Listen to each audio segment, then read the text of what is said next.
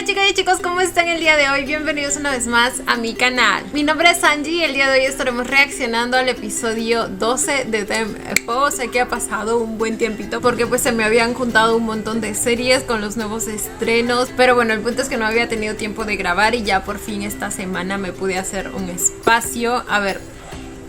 pues quedamos en la ruptura de mis dos chicos, específicamente en la escena en la que pues Po recibe la cajita esta que Tem había pedido hace un tiempo con cosas que necesitaba, porque el muchacho siempre está pendiente de lo que Po necesita. Él ya estaba listísimo para empezar a ser parte de la vida de Po, pero pues las circunstancias nos los separaron, especialmente la bruja esa de... Ay, bueno, ya saben que no la soporto. Pero bueno chicos, nada, vamos a ver cómo continúa esta historia. No vamos a hacer muy largo esto porque igual estamos un poco atrasados. Así que sin nada más que decir, comencemos con el video.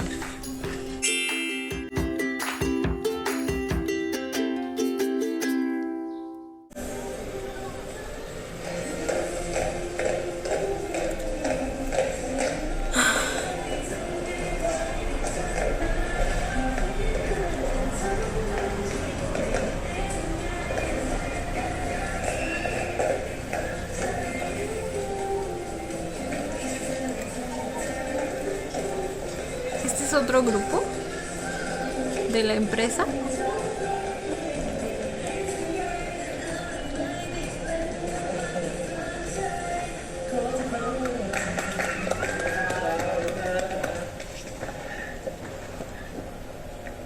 ถ้าเต้นก็ประมาณนี้แหละครับโอเคครับ Espérenme. เดี๋ยวผมกับพิมพ์ลองดูว่าพอจะคอนเซ็ปต์เป็นอะไรให้น้องนะครับครับขอบคุณครับครับผมฝากเลยครับไปพวกเราซ้อมกันต่อ Ok. Ahora también está trabajando para otros grupos. Bueno, igual de la misma compañía, pero... โหเพิ่งได้ดูเมื่อกี้จะคิดออกเลยเหรอจะเก่งเกินไปปะเก่งกว่ากูกับหมิงมากันกูเนี่ยคิดอะไรไม่เคยออกเลยเว้ยเวอร์รอบนี้เลี้ยงหน่อยได้ไหมไหนๆก็ไม่ได้อยู่หามุ่งหาคำด้วยกันแล้วเนาะถึงจะเป็นใหญ่เป็นโตแล้ว แต่ก็ยังเป็นนี่นะครับโอ้ยแต่ก็ได้แหละเพราะว่าเดี๋ยวต้องทิ้งงานไปให้ไม่ต้องโทษทีนะครับขอโทษที่ให้รอนะคะรับอะไรดีเอาอเมริกาโน่2ครับอเมริกาโน่2นะคะเดี๋ยวเลี้ยงเองรับมา1,000 บาทนะคะ ¿Es el ex? Si era él, ¿verdad? Earn.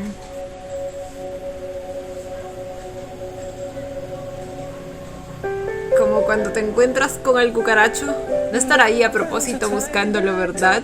Porque lo vio como si supiera que estaba ahí. เป็นไงบ้างสบายดีปะก็ดีเฮ้ยให้ก็ดีเองเหรอ MV มันเจ๋งจะตายทำให้มึงได้เป็นดีเรคเตอร์ของวันเนอร์เลยนะว่าตอนนี้มึงไปได้ไกลเลย Lo sabemos, gracias. ก็เลยอยากมาแสดงความยินดีอ่ะไหนเมื่อกี้บอกว่าทำพลัง Les dije. No se sorprendió cuando lo vio ni nada. ฟอร์มนิดนึงปะ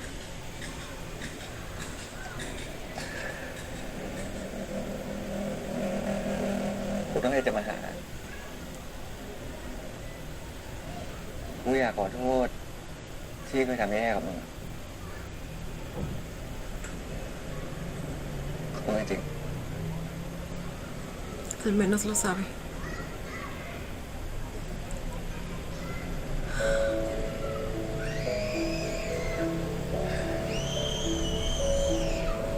ที่จริง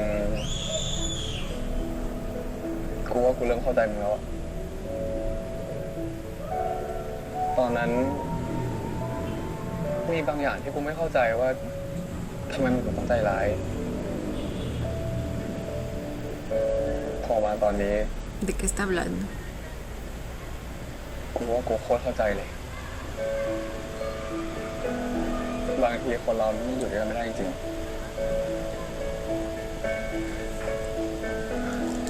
Entiendo que se refiera a que se dio cuenta que las situaciones no siempre son tan fáciles como parecen y tienen cierta complejidad, ahora que él también ha tenido que, pues de alguna manera, alejar a Tem, no porque quiera, sino por su bien, o al menos así es como él lo ve y es la razón por la que se sintió obligado a hacerlo. Y como creo que alguien dijo en los comentarios, precisamente Po inicia la serie cuestionándose si el que deja a alguien también sufre, y de alguna manera en el episodio pasado pues lo vimos estar en la posición de precisamente tener que dejar a alguien, y obviamente él también sufrió. Entiendo que se refiere a eso, pero nada me justifica el maltrato que definitivamente le dio. O sea, no hay manera que me hagan cambiar de opinión respecto a eso. กูว่ากูโคตรเข้าใจเลยบางทีคนเรามันอยู่ด้วยกันไม่ได้จริง Ok, eso es cierto, มึงรู้ปะ pero eso no lo ก่อนห justifica. น้านี้กูคิดว่าถ้ากูได้มาเจอมึงอีกรอบกูจะเหยียบหน้ามึง Hazlo, bebé, hazlo. แต่พอถึงเวลาจริงๆมันก็ไม่รู้สึกแบบนั้นอีกแล้วอะทำไม Bueno, si él está tranquilo, no pido por más. ทำไมอะเพราะว่ากูหล่อเหมือนเดิม What? ทำไมอะมันคงเป็นเพราะว่าอะไรหลายอย่างที่เข้ามามันก็ทำให้กูรู้สึกขอบคุณมึงเหมือนกันที่ทิ้งกูไป Porque gracias a eso conocimos a mi Tem. กูคงไม่มาถึงตรงนี้หรอก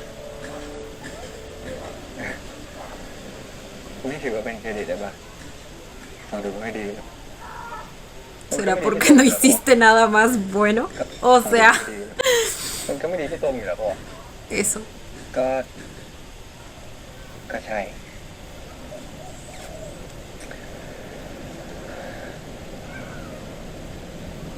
โตๆกันแล้วนะพวกเรา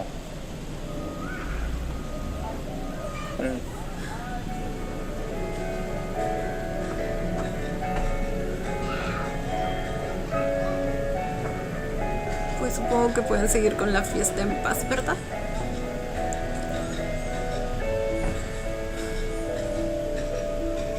Si mi Po está tranquilo. แล้วไงแต่กูต้องไปก่อนนะเราไม่หาลุงเจออ่ะเอ้ยกูมีของมาให้มึงด้วย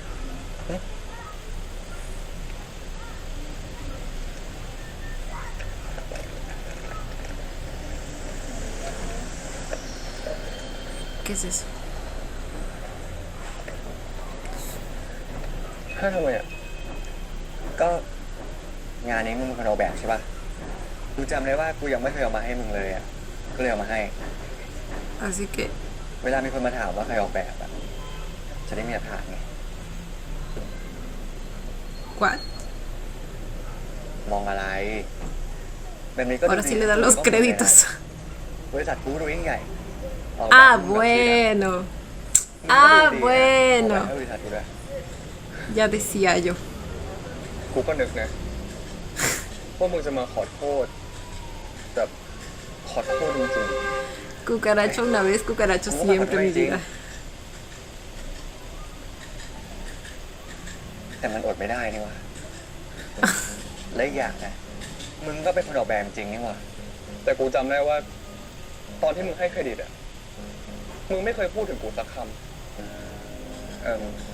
มึงจำไว้เลยนะอะไรที่มึงไม่เคยให้กูอะกูก็จะไม่เอาแล้วหลังจากเนี้ยมึงก็ไม่มีสิทธิ์มาพูดถึงกูอีก Eso, bebé. Ponlo en su sitio. ¿Qué se creía?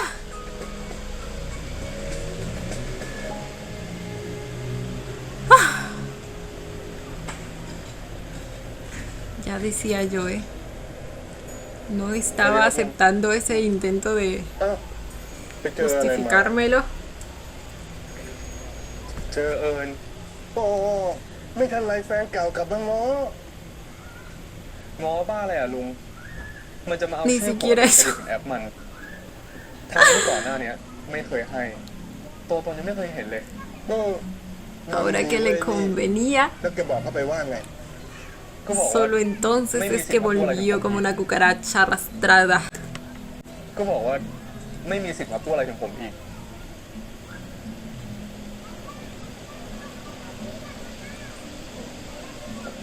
ยิ้มอะไรอะลุง ก็ดีใจกับมึงไง Está orgulloso. คืนแฟนเก่า Eso. สะใจอยู่ป่ะ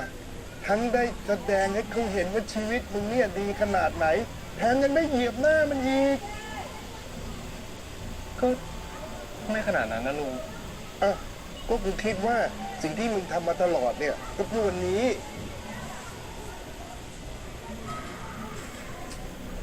ผมก็แปลกใจตัวเองเหมือนกันทั้งที่ได้งานที่อยากได้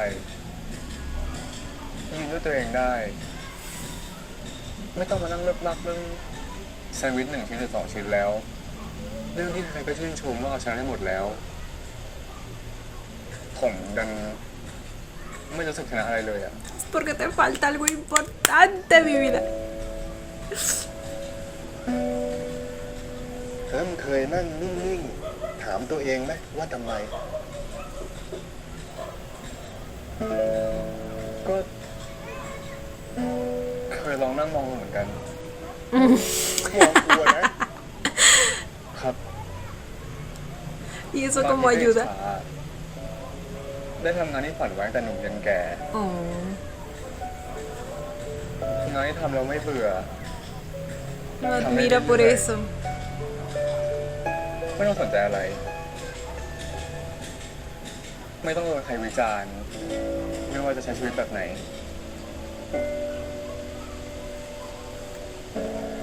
กูบอกอะไรให้อย่างหนึ่งไหม ครับ นี่ไม่ใช่งานที่กูฝันไว้เลยบอกให้ที่กูทำอ่ะเพราะกูไม่รู้จะไปทำมาหากินอะไร Solo hizo lo que pudo.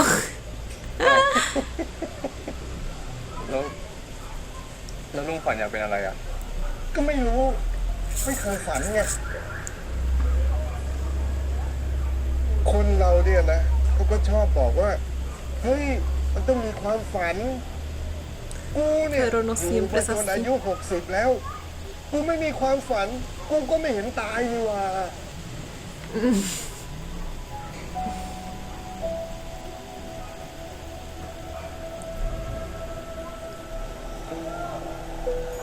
อ้าวลูกค้ามาสวัสดีครับคุณมาเจิด ผมแก้ไว้ให้เรียบร้อยแล้ว ลองดูก่อนนะครับ ถ้าไม่พอดียังไง เดี๋ยวผมแก้ให้เพิ่มอีก ไม่ต้องลองหรอกลุงแค่ยัดข้าวให้เซนเองช่วยได้เหมือนกันเดี๋ยวนี้น้ำแบบนี้ไม่ค่อยมีแหละซื้อสำเร็จมันใส่ไม่ได้เลยจริง เขาถึงมีสิ่งที่เรียกว่าเทเลอร์เมดไงครับ ๆโอ้โห เห็นไหม ครับ Los trajes a medida.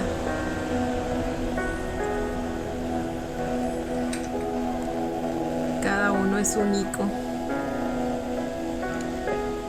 Al igual que la vida de cada uno es única.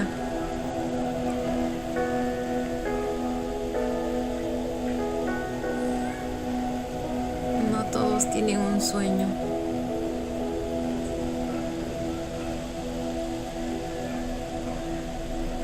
Algunos simplemente viven y ya. Y a veces son más felices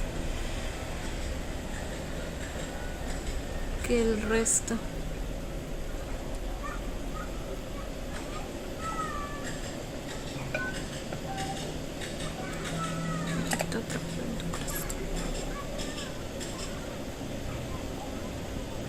Se ve todo bien pastelito.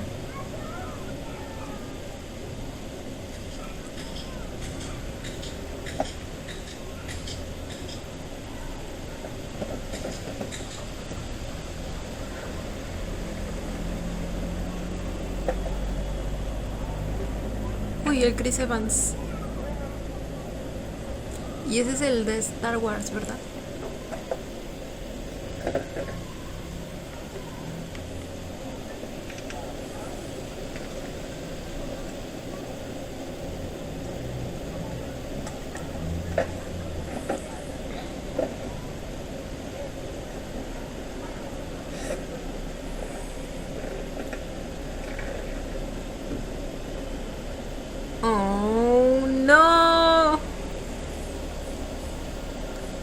justo en la herida.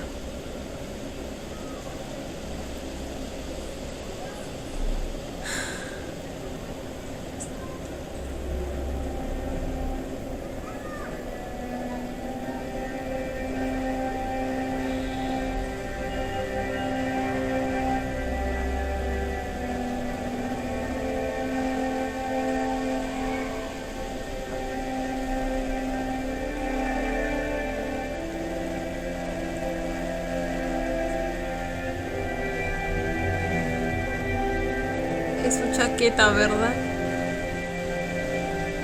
La que le dio ese día que hacía frío. คืนนี้มันหนาวนิดหน่อยแล้วผมก็ไปกอดพี่ไม่ได้ ถ้าอยากกอดก็ซุกๆเข้าไปในนี้นะ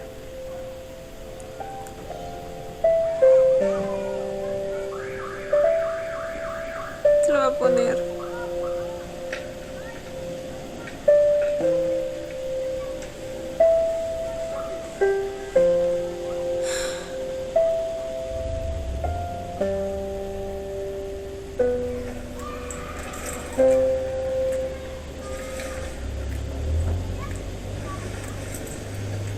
¿Le dijo algo?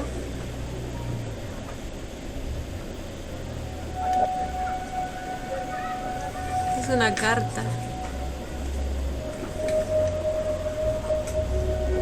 Por eso le dijo, mete las manos en los bolsillos cuando tengas frío. ¡Au!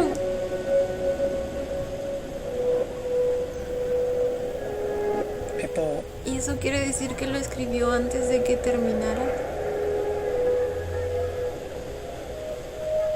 ผมมีเรื่องเยอะแยะเลยนะที่อยากจะบอก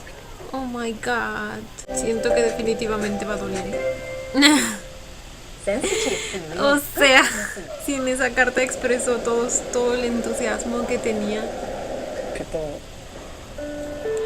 por su futuro juntos. ผมมีเรื่องเยอะแยะเลยนะที่อยากจะบอกพี่และกลัวว่าถ้าพูดต่อหน้าเนี่ย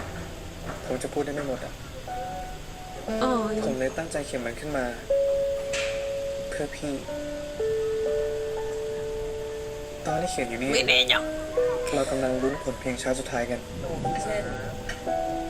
วันนี้อาหารที่เราจะทำนะครับ บอกเลยว่าเราจะทำอะไรครับ เปเปอร์พยายามไม่เศร้าได้หายทำตลอดเวลานาโนกับจุนก็ประกบตลอด ส่วนดีแลนก็หนีดีคนเดียวเรียกเท่าไหร่ก็แกล้งกันเป็นไม่ได้ยิน ส่วนผมถ้าไม่ทำอะไรสักอย่างก็คงสติแตกกับสีคนนั้นแหละ ก็เลยมานั่งเขียนหาพี่แทน พี่รู้ไหม ถ้ามันสำเร็จเนี่ย พี่จะเป็นออคิวครั้งที่ 2ชีวิตของผมเลยนะ เอาจริงคุณตื่นเต้นน้อยกว่านี้ และคุมสติได้มากกว่านี้ แต่ตอนนี้มันกลับกันไปหมดเลยอะผมถามตัวเองนะว่าทำไม เป็นเพราะออคิวครั้งนี้มันแบกความหวัง ความฝันของทุกคนเอาไว้กันหรอ หรือเพราะมันคือการได้กลับมาเป็นมาอีกครั้งหนึ่งหรือเพราะมันคือความสำเร็จครั้งแรก ในฐานะของวงหรือเปล่า ไอ้เทมเว้ย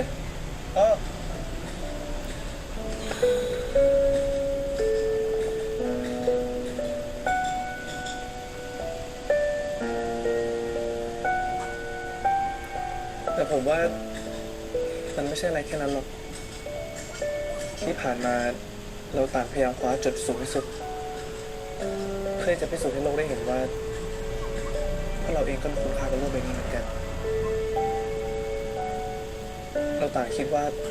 นั่นคือเรื่องจำเป็นที่เราต้องทำไม่ว่าจะเมมเบอร์คนไหน หรือผมหรือจะพี่ก็ตาม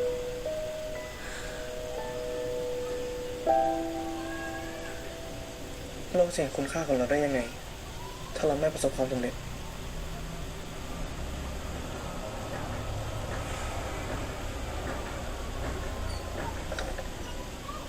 แต่ว่าจริงแล้ว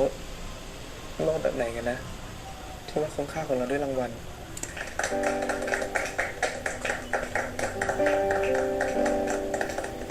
ผ ตัวเลขแล้วเราต้องกลายเป็นคนแบบไหน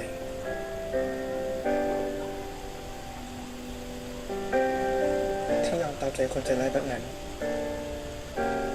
แท้ที่จริงแล้วถ้าพวกเราไม่มีอะไรเลยและยังเป็นแค่เด็กฝึกเราจะไม่มีคุณค่าจริงๆเลยผมถามตัวเองแบบนั้นแต่ก็ไม่เคยได้คำตอบ Son unas preguntas muy válidas. จนกระทั่งผมมาเจอพี่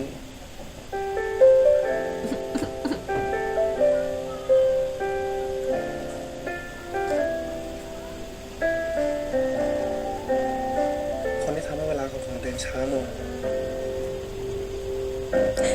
No, basta.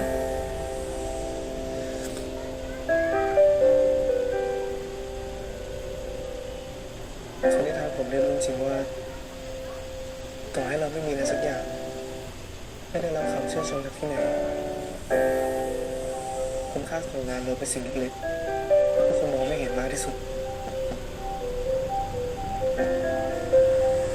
แต่ที่จริง La simbología. เราต่างก็มีคุณค่าในที่ใดที่หนึ่งกับใครสักคน Claro que yes. และเพราะพี่นี่แหละที่ทำให้ผมได้รู้ว่าออคิวครั้งนี้มันมีความหมายที่มากกว่าการรักษาวงแต่มันคือการรักษาตัวเราจากโลกใบนี้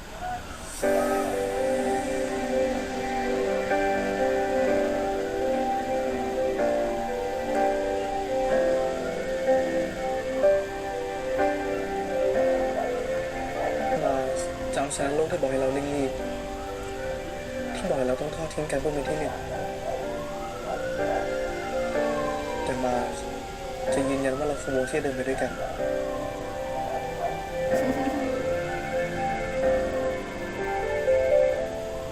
จะคอยประคับประคองอยู่ข้างหลัง Güey, esto es antes de que les dieran la noticia de que เป็นที่ปลอดภัย Tem se iba solo. เมื่อต้องการความอุ่นใจเป็นเบาะรองรับเมื่อล้มเหลวและผลักให้ลุกขึ้นใหม่เสมอเหมือนที่พี่ทำกับผมและพอพี่มาถึงได้ถูกสร้างขึ้นมาใหม่ให้มันมีความหมายอย่างนั้น Oh my god. เพราะพี่ผมเลยเชื่อว่าหลังจากออกคิวครั้งนี้แล้วมาจะเป็นวงที่อยู่ได้งานยาวนานและจะไม่มีใครต้องจมอยู่กับความโดดเดี่ยวอีกแล้ว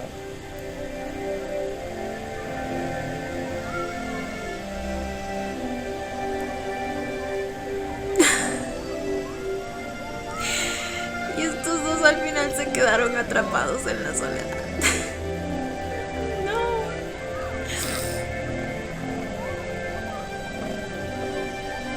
ผมเขียนมาทั้งหมดแค่เพื่อที่จะขอบคุณและขอร้องพี่ไม่ว่าจะเกิดอะไรขึ้นไม่ว่าผมจะต้องเจอกับเรื่องอะไร Ay. จะหนักหนาสาหัสแค่ไหนช่วยเป็นตัวผมได้ไหม No. Y la ต่อให้ soltó. โลกจะไม่ต้อนรับเราหรือจะต้องพังลง Incluso si que ต่อให้โลกจะไม่ต้อนรับเราหรือจะต้องพังลงต่อหน้าเราแต่ผมก็ยังอยากอยู่ข้างๆทุกคนและพี่ต่อไปนะ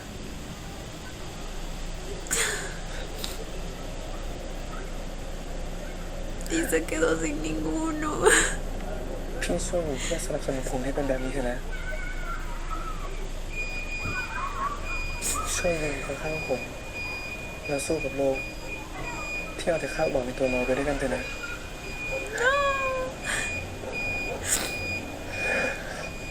แม้อยากเป็นรักแรกของเธอขอเป็นรักครั้งสุดท้ายเลยได้ไหมอาจจะก็เพ้อฝันแต่ไม่อยากจะแค่ไหนจนกับฝันจะไม่ตื่นเลยรักที่ใครเขาว่าง่ายไม่เคยง่ายกับฉันสักครั้งไม่มีที่เธอแล้วโปรดจะให้ฉันแค่ฝัน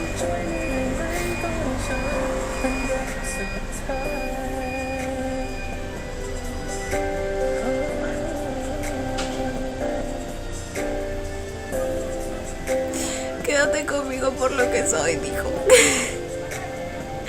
Es como si de alguna manera al Po haberlo dejado hubiera reforzado la idea de que Tem necesita tener éxito para demostrar su valor.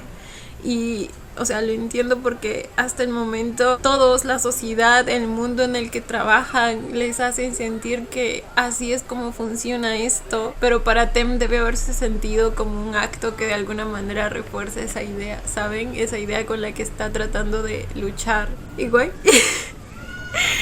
Justo después de eso lo deja y suelta su mano cuando lo último que le piden esa carta es no hacerlo, güey. Pero bueno, en su defensa, pues el muchacho aún no había leído todo eso. Pero se imaginan lo que fue para Tem, o sea, para ese momento probablemente él pensó que ya había leído esa carta y que aún así lo había dejado ir.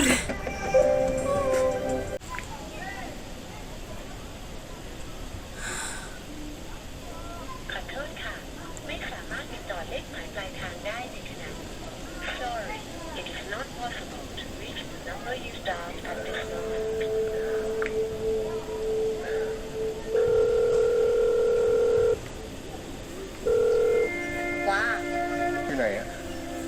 ไม่ได้ให้ช่วยดิ Llamaba Infern, ¿verdad? O... ella. ไม่เจอเหรอ Lo está พวก buscando. กูรับสายมึงตอนที่กำลังจะกลับบ้านใช่หืมหาเบอร์ใหม่เทนเหรอ กูจะไปหนีได้ไงไวโป้กูไม่ใช่พี่มิกนะ มึงไม่ลองโทรหาพี่มิกวะ งั้นเอางี้มึงขึ้นไปบนดาดฟ้าเลยเทมไม่มีกันหรือเปล่า โอเค ได้เดี๋ยวไงกูบอกไปค่ะสนามฟ้า Sabe que era su lugar especial. Literal, ahí inició todo y luego terminó todo también. แต่พอขึ้นไปก็ไม่เจออะว่าแต่มึงจะตามหาทีมไปทำไมวะ กูมีเรื่องสำคัญต้องคุยกับเขา คือตอนเนี้ยเรื่องของเทมคือลึกลับมากมึง ไม่รู้ค่ายเอาตัวไปไว้ที่ไหน ตอนนี้คือแยกซ้อมกันไปหมด แล้วไปนอนที่ไหนยังไม่รู้เลย พวกกูเนี่ยทำงานกันลำบากมาก Qué asco de กูบ empresa. อกมึงให้นะไอ้หนิงนะอาจจะช่วยมึงได้แต่กูอะช่วยมึงได้ Ahora, จริงเหรอ จริงด้วย ¿cómo กู así? จะฉลาดขนาดนี้กูเลยไปขอเบอร์ใหม่ของเทมมาไงเดี๋ยวนะมึงขอจากใครอ่ะ ¿Podemos confiar?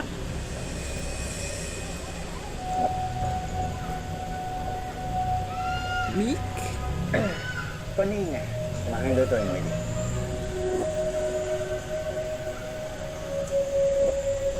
¿Por qué Mick nos ayudaría? No lo sé, Rick, parece falso.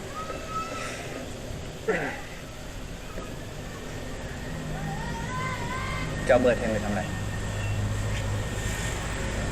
ผมนึกว่าคุยกับเขาเฉยๆคุยเรื่องอะไรอ่ะผมไม่ต้องขอโทษเขาโอ้ยถ้าเรื่องเล็กๆน้อยๆจุกจิกแบบนั้นน่ะเดี๋ยวพี่รับเรื่องไว้ให้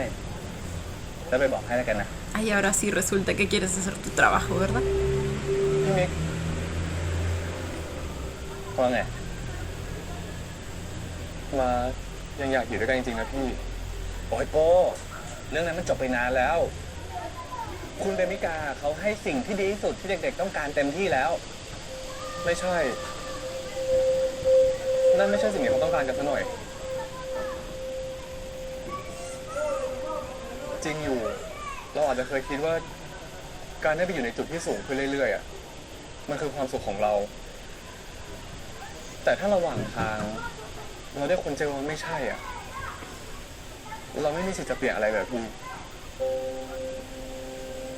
พี่อยู่กับพวกเขามานานกว่าผมอ่ะพี่น่าจะรู้มากกว่าผมด้วยซ้ำอ่ะว่าอะไรคือสิ่งที่พวกเขาต้องการ แต่นั้นเป็นสิ่งที่ดีที่สุดที่บริษัทให้ได้แล้วนะ Lo หรือ que แกจะ les บอกว่าตอน conviene ที่บริษัท ofrecer. ให้แกเป็นดีเรคเตอร์อ่ะมันไม่ใช่สิ่งที่แกต้องการนั่นเหรอครับ มันอาจจะเคยใช่ แต่ตอนนี้ไม่ใช่อีกแล้ว ตอนนี้ผมแค่ต้องการเบอร์เทมหรือแค่เจอเทม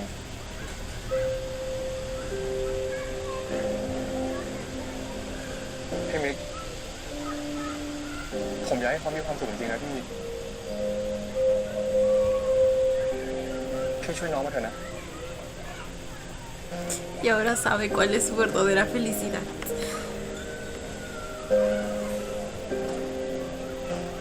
ถ้างั้นพรุ่งนี้แกเข้าบริษัท แล้วไปเจอเทมในที่เคยเจอ Ok. Mick nos va a ayudar, al parecer. No será esto una trampa, no. Ay, no sé.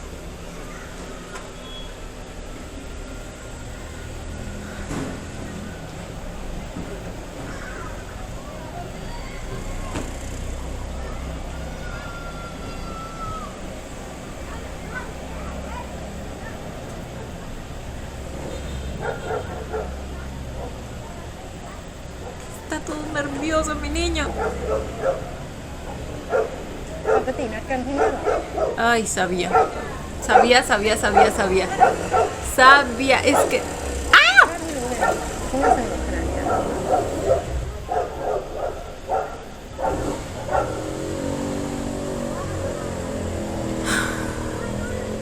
นิกบอกพี่หมดแล้วนะว่าดูเหมือนเธอจะไม่พอใจกับสิ่งที่บริษัทตัดสินใจไป Es que ทั้งหมด siempre ha sido el perrito faldero de esta tipa, así que. Lo sospechaba. อยากให้เขาได้ในสิ่งที่เขาต้องการ พี่ก็เหมือนกันค่ะ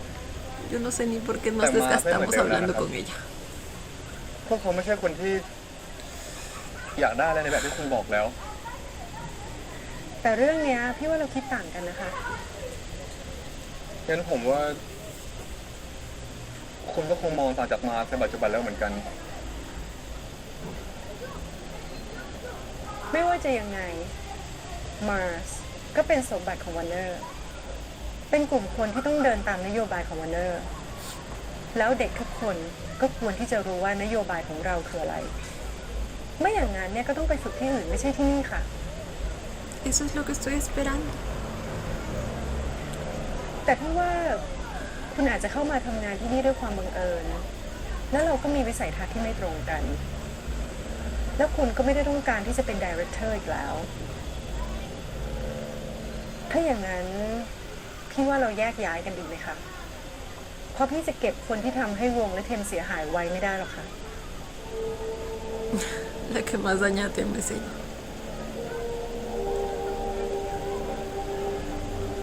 Lo está despidiendo, bueno. Por mí genial, la verdad. Ya quisieran tener un director como él. นับจากวันนี้ Otras คุณไม่ใช่พ empresas. นักงานของวันเนอร์พี่จะขอยึดสมบัติทุกอย่างที่เป็นของวันเนอร์กลับมา รวมถึงคอนแทคระหว่างคุณและก็ศิลปินในสังกัดของวันเนอร์ด้วยนะคะ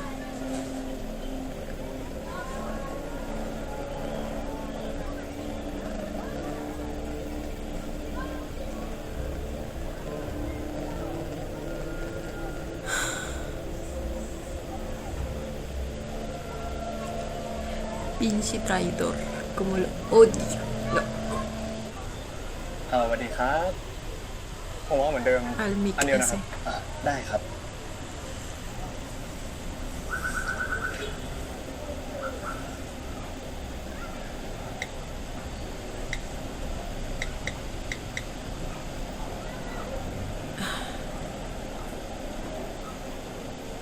Hasta el contacto les quitó. น้องกุ้มใจอะไรเปล่าเรื่องงานเหรอเรื่องงานไม่เท่าไหร่หรอกพี่ ผมแค่รู้สึกผิดอะที่น่าจะทำอะไรได้มากกว่านี้ แต่ก็คิดไม่ออกต้องทำยังไงอะแล้วได้ลองปรึกษาเพื่อนดูไหมถามใครได้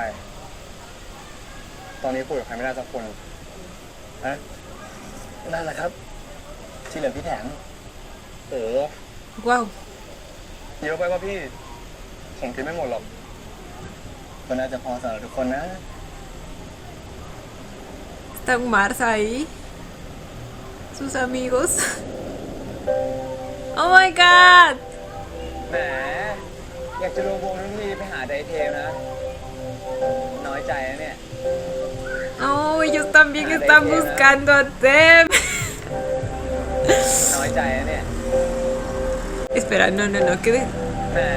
si quieres unirte al grupo, coma, ve a buscar a Tem. Pensé que decía, si quieres unirte al grupo, ve a buscar a Tem. Pensé que así se llamaba el grupo. อยากจะรวมวงทั้งทีไปหาไดเทลนะ น้อยใจนะเนี่ย Aunque creo que sí, debe ser eso.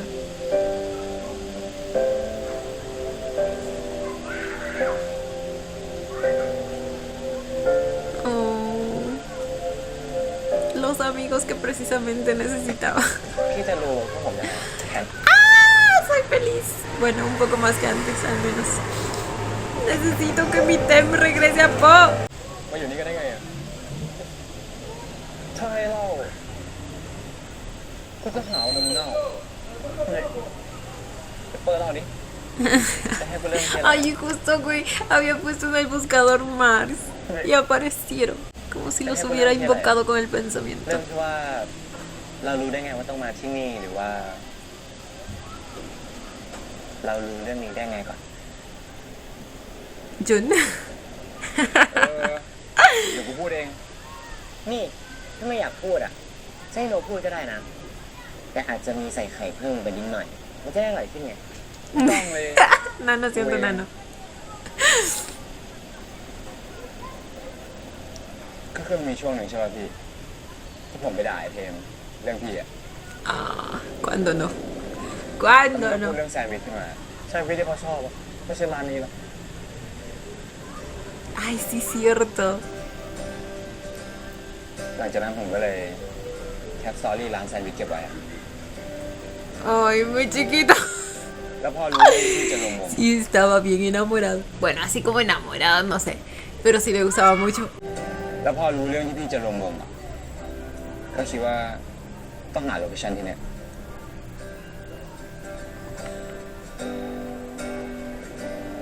ก็เลยรู้ไงว่าถ้าอยากมาหาพี่อะก็ต้องมารอที่เนี่ยแหละ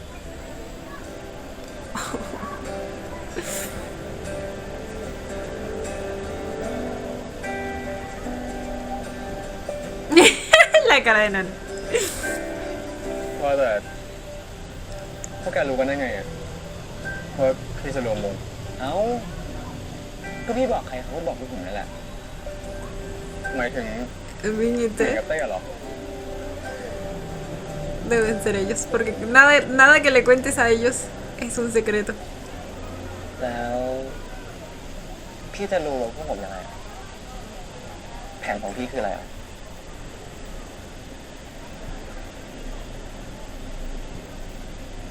Lo bueno es que se nota que ellos están dispuestísimos. คือก่อนหน้านี้พี่จะตารางงานเทมมาพี่กล่าวว่าถ้าพี่ได้คุยกับเทมวันนี้ Ahora es el turno de ellos de luchar por Mars, güey. Cuando antes fue Tem el que, pues, de alguna manera hizo el trabajo. Y ahora están ellos luchando por esto también. พี่กล่าวว่าถ้าพี่ได้คุยกับเทมวันนี้เทมมีมีตติ้งกับทีมเกาหลีอะพี่จะบอกเทมขอสัญญาพี่ Voy a pedirle a Tem Ojalá que ya como solicite Ricardo. su contrato ว่ามันมีข้อ para otra revisión para ver qué términos เสนอ están อะไรบ้าง incluidos. มีช่องโหว่ที่เราพอจะเปลี่ยนแปลงอะไรได้บ้างไหมแต่ก่อนจะอ่านเงื่อนไขจนเข้าใจควรจะคิดหาทางออก ก็คงไม่ทันแล้วปะงั้นถ้าเราลองหาอีเวนต์สักอย่างหนึ่งก่อนคอนนะให้พวกแกได้มาเจอกันแล้วก็มาคุยกันไม่มีทางที่ข้าจะให้เราเจอเทมก่อนคอนหรอกนี่ขนาดทุกวันนี้นะคอนแทคกับพี่เทมทุกอย่างยังโดนสั่งลบเลยผมว่านะถ้าเกิดจะทำอะไรอะก็อยากให้เขารู้เลยดีกว่าแล้วเราจะใช้คอนเนี่ยไปตามทุกอย่าง Definitivamente. แต่ถ้าแกไปทำทุกอย่างในคอนนะมันจะสร้างความเสียหายให้วันเนอร์แล้วพวกแกจะแย่นะพวกแกจะโดนฟ้องหรืออะไรก็ได้อะ Por. Ah, bueno. Ya iba a decir por mi causenle todo el daño posible a Warner. Pero Ok, si ellos ya. van a tener พวกแกจะโดนฟ้อง que หรืออะไรก็ได้ enfrentar demandas, pues no nos conviene. ฟ้องเลย จะได้ใช้หนี่แทนในเทมบ้าง จะได้หายกันพูดอะไรเนี้ย มันพูดไปเรื่อยพี่เจอปัญญาที่ไหนกูจ่าย ¿Verdad? ถ้าคิดจะลงมือทำแล้วอะต้องมั่นใจมากๆเลยว่าครั้งเนี้ยต้องสำเร็จ อีกอย่างนะ ผมว่ามันไม่มีอะไรที่แย่กว่าที่เป็นอยู่ตอนนี้หรอก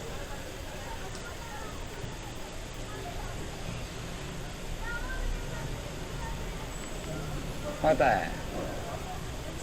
คุณไดเรคเตอร์ไม่มีไอเดียอื่นเลยเหรอครับ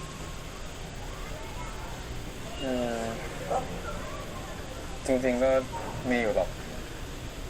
แต่มันต้องอาศัยคนหลังเวทีช่วยอ่ะ ซึ่งพี่ก็ไม่ได้เป็นพนักงานวันเนอร์แล้วด้วย จะจัดการอะไรข้างหลังเวทีก็คงลำบาก Pero ellos sí ระหว่าง pueden. อะไรวะพี่ผมว่าพี่สบายตัวขึ้นเยอะด้วยซ้ ก็ในเมื่อพี่ไม่ใช่พนักงานวอร์เนอร์แล้ว พี่จะทำ Puede สัก entrar นิดสักหน่อย como ก็คงไม่มีใครว่าหรอก ¿Cuál es el plan? Whole area.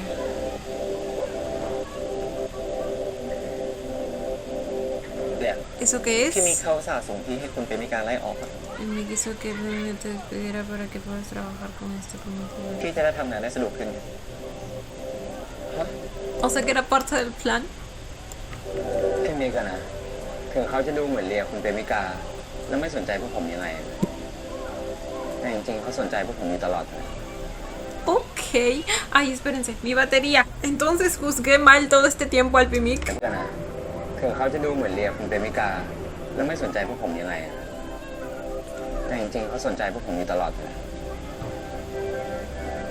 ¿En ก็โปรด serio? รู้เรื่องทั้งหมดตั้งแต่ที่ผมโทรไปบอกแล้วว่าพี่เป็นหนอน ำสรุปไอโป้ใช่ป่ะ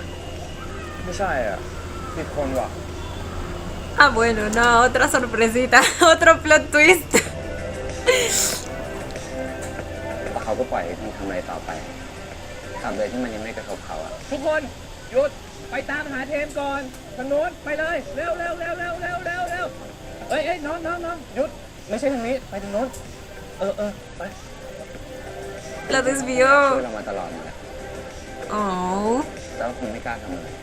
มาแค่จะได้ไปเรียนที่เกาหลีเหรอฮะ ไม่ใช่ทั้งวง แค่คนเดียว จนไม่รู้ว่าพี่อะจะกลับมาช่วยเทมอีกรอบ ผมอยากให้เขามีความสุขจริงๆนะพี่ พี่ช่วยน้องมาเถอะนะ Ay, no puede ser otra persona a la que juzgue mal. ผมกับพี่บิ๊กเลยคุยกันว่า Pero no es mi culpa, ¿ok? Porque es la imagen que ha dado durante todo este tiempo. Y en su caso, pues es más difícil notarlo porque digamos que muchas escenas de él no hemos tenido. ผมกับพี่บิ๊กเลยคุยกันว่า เอาพี่ออกมาน่าจะง่ายกว่า อ๋อ เขาบอกว่า เราจะขึ้นคนนี้ โดยที่แผนเนี้ย มีพี่บิ๊กเป็นคนประสาน แล้วพี่เป็นตัวฟรีที่ทำอะไรก็ได้เหรอ ใช่ แต่ประเด็นความยากคือเราจะคุยกับพี่เทมไม่ได้นี่แหละเพราะพี่เทมต้องซ้อมแยกกับเรา No puedo creer que lo aíslen de esta manera. Al punto de que se siente que está en una prisión, o sea. ทำงานแยกกับพวกเราด้วย แล้วทั้งหมดเนี่ยเป็นมิกา La carcelera. อยู่ติดบอร์ดมันก็ยากหน่อย หรือว่าเราต้องหาแผนให้พี่มิกเล่นเพื่อจะแยกไอเทมหาเราก็มาไหนวะพี่ แต่ว่าไอเทมไม่รู้ไม่เป็นไรป่ะไม่เป็นไรได้ไงวะไอเทมไม่รู้อะอะไรมันก็จะยากขึ้นป่ะ โอกาสสำเร็จมันจะน้อยลงเลยนะเว้ย ที่ผ่านมาไอเทมมีทำเรื่องยากๆอย่างเดียวพวกเรา4 คนได้เลย Les dije. แล้วเราจะช่วยไอเทมกลับมาไม่ได้จริงๆหรอ Ahora todos ellos van a เรา luchar 4 คน por จะกระ Tem. จอกออกมาคนเดียวไม่ได้ปะวะ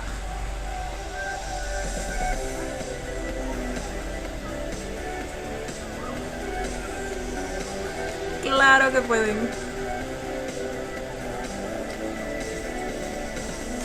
No, y qué bonita manera de retribuirle su esfuerzo. ¡No! En todo el pinche episodio no vi a mi Tem. Ah, bueno. El cielo me lo concedió. แป๊บนะเทมคือท่อนนี้มันยังไม่รู้สึกเท่าไหร่เลยอะ ขอโทษครับ งั้น มี พี่ขออีกทีนะ นิโยโน่ ขอแบบรู้สึกจริงๆเลยหรือว่าคิดถึงใครก็ได้ที่ทำให้ฟิลมา เอานะ Lo solito que me lo dejaron, güey.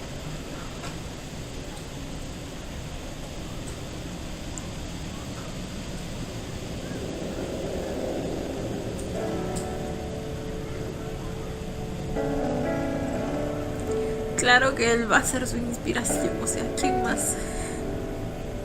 ¿Quién más podría hacerlo sentir así?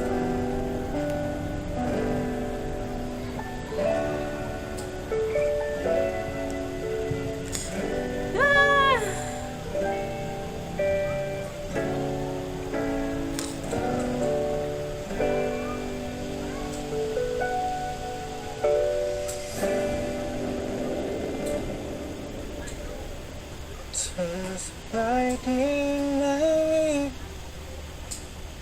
เป็นวันถามที่มันซ้ำๆอยากรู้แค่เพียงเธออยู่ตรงนั้นที่ไม่มีฉันชีวิตเธอเป็นไงคิดถึงกันบ้างไหมฉันไม่คิดถึงเธออยู่ซ้ำๆหวังแค่เพียงเธออยู่ตรงนั้นจะสุขใจก็ฉันอยากให้เธอยังได้เหมือนเก่าเหมือนตอนเรารักกัน Ay, mi Tem. ¡Ah!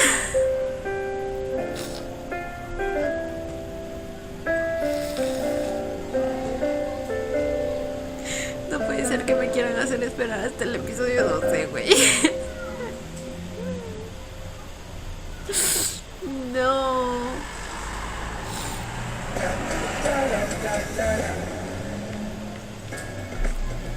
Mars Diary.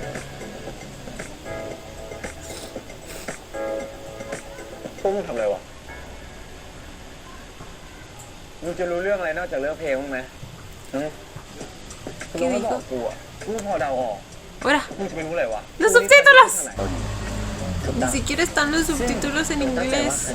¿Cómo le hago, bebés? No, yo no hablo takataka. Bueno, ya lo veré yo por mi cuenta, ¿ok? Igual creo que no es, o sea, no va muy de la mano con lo que está pasando en la serie, si no me equivoco.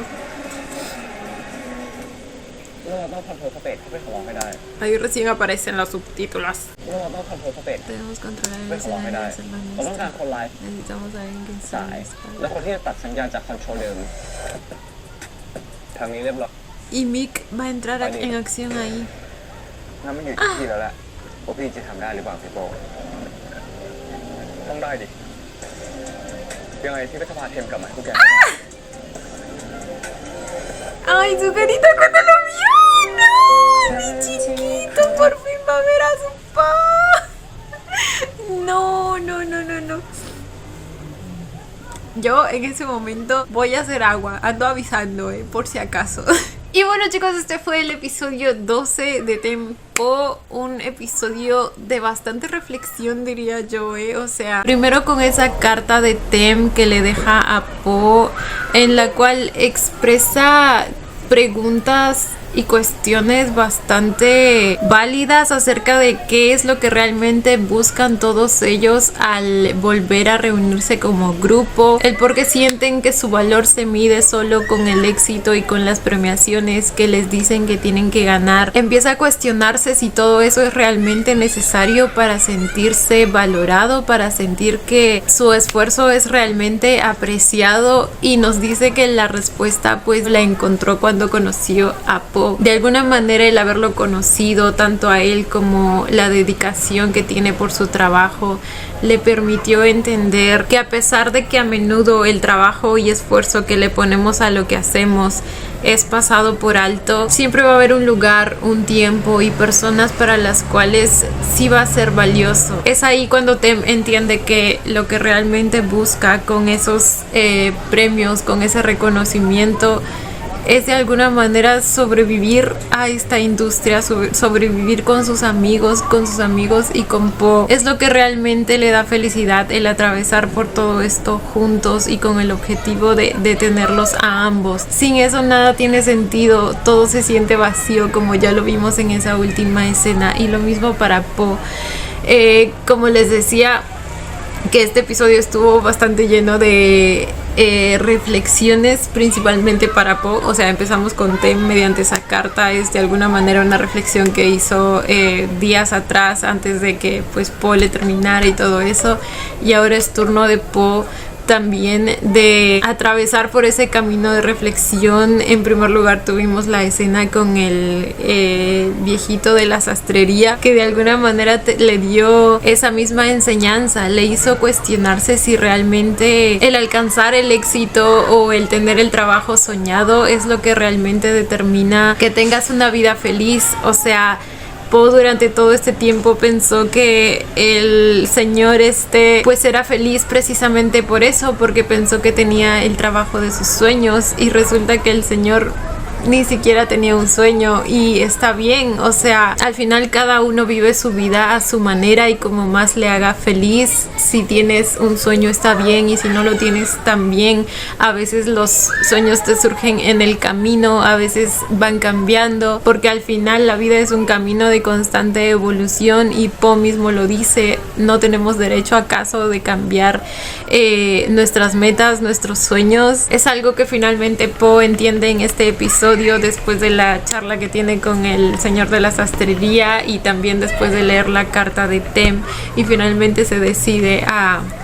pues recuperar a su Tem. Aunque más que recuperarlo, creo que se trata de devolverle a Tem las cosas que más ama en la vida y que le dan sentido a esta.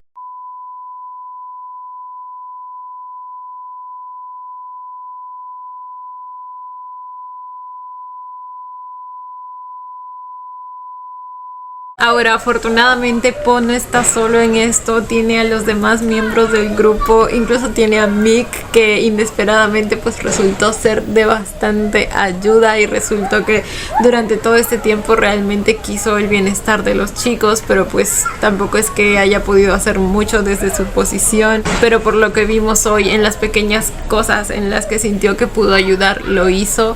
y especialmente en este episodio, que pues todo era parte del plan al parecer. Ahora es el turno de los demás miembros de Mars de luchar por el grupo, de luchar por Tem, como él en un principio también lo hizo, y se siente muy bonito, güey, porque como dijo Tem, al final se trata de todos ellos tratando de sobrevivir a esta industria que les quiere hacer creer que su valor solo se basa en estadísticas y premios y nada más, pero no es así.